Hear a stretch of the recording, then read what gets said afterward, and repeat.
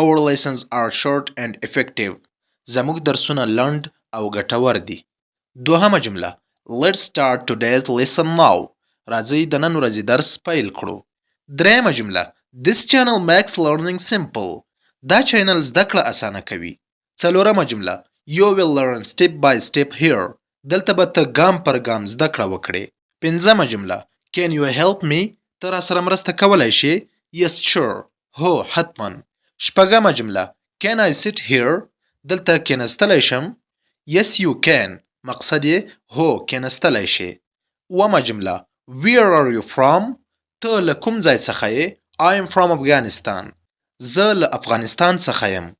اتمه جمله Is this your phone? دا ستا موبایل دی؟ Yes, it is mine. هو دا زما دی. نهمه جمله Are you waiting inside? ته دننه انتظار کوې؟ No, I'm outside. نه بهر یم. لسمه جمله Did you finish your work? خپل کار دې خلاص کړ؟ Yes, I just finished. هو همدا اوس خلاص شو. یولسمه جمله Is the store open now? دکان اوس خلاص دی؟ No, it opens later. نه وروسته خلاصیږي. دولسمه جمله Do you want some tea? چای غواړې؟ Yes, please. هو مهرباني. دیارلسمه جمله Is this seat free? آیا دا څوکۍ خالی ده؟ Yes, you can sit. هو کېنستلی شې. څوارلسمه جمله Is it far from here? له دې ځایه لرې دی؟ No, it's near. نه نږدې دی. پنځلسمه جمله Stay with us till the end. تر پایه له موږ سره پاتې شه. نو قدرمنو دوستانو د مشال کورس په 13مه برخه کې مو 15 جملې تلفظ او معنا کړې. هیله مند یم چې په تلفظ او معنا یې پوه شوي یاست. ځو اوس د ورډز پارت یا د لغتونو برخې ته راسره ملتیا وکوئ. نو قدرمنو دوستانو د ورډز پارت یا د لغتونو برخې ته هم ښه راغلاست درته وایم.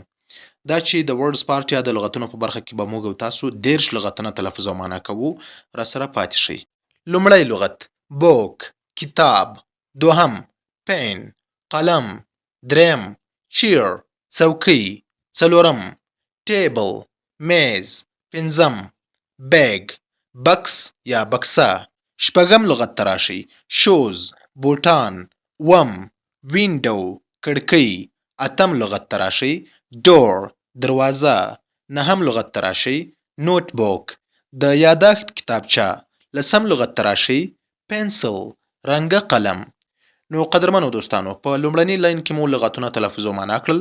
ځو منځني لاین ته چې تلفظ او معنا یې کوو. نو خوږو دوستانو راځو منځني لاین ته.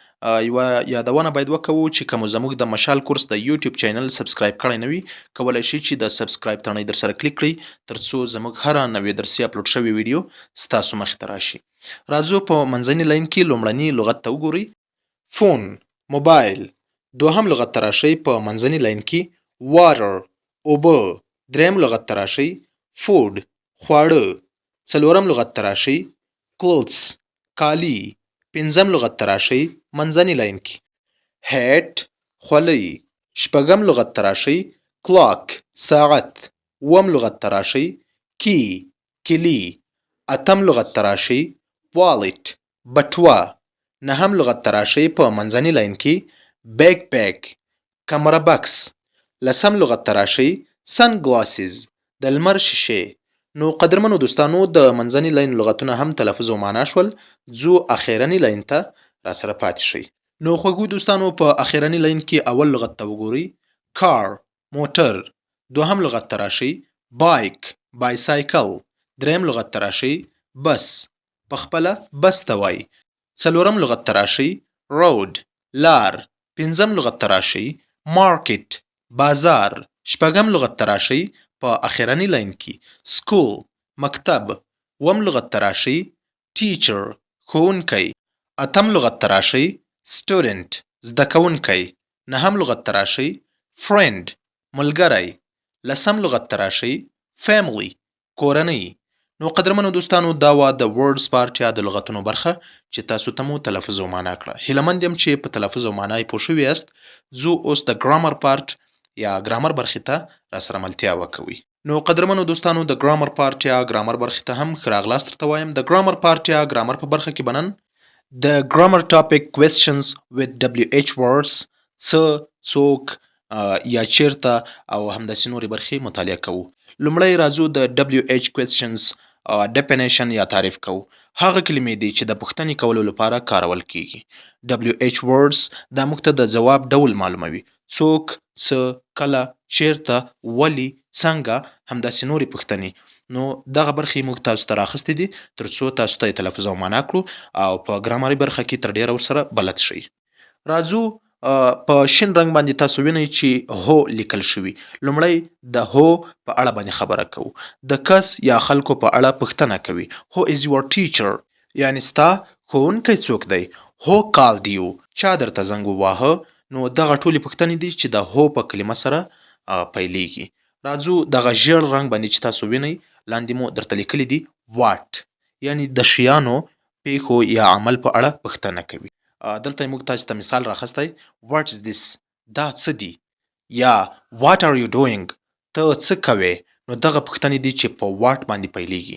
راځو په دغه سپین رنګ باندې چې تاسو ته موږ لیکلی where، چیرته یا د ځای په اړه پوښتنه کوي. نو په where کې مو هم تاسو ته مثالونه راخستی دي.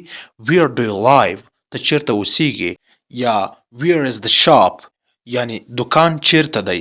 نو دغه پوښتنې دي چې په where باندې شروع کیږي.